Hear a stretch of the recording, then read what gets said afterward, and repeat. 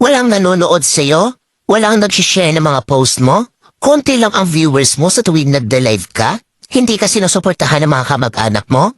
Kaibigan mo? Kakilala mo? Kapitbahay mo? Pinagtatawanan ka dahil sa pag-reveals mo? Pinagtatawanan ka dahil sa paggawa mo ng mga content? Ito ang tatandaan mo. Huwag kang huminto. Huwag kang susuko. Huwag kang papaapekto sa sasabihin ng ibang tao tungkol sa'yo. Ipakita mo sa kanila na may mararating ka. Dahil isang araw, kapag marami ka ng followers, kapag marami na ang sumusuporta sa'yo, kapag marami na ang nanonood sa'yo, kapag marami ka ng viewers, kapag marami na ang nagmamahal sa'yo at sumusuporta sa'yo, kapag marami ka ng payout, kapag sinasahod mo na ang sinasahod ng mga sikat na content creator, kapag mayaman ka na, kapag marami ka ng pera, ay manunood na yan sila sa'yo.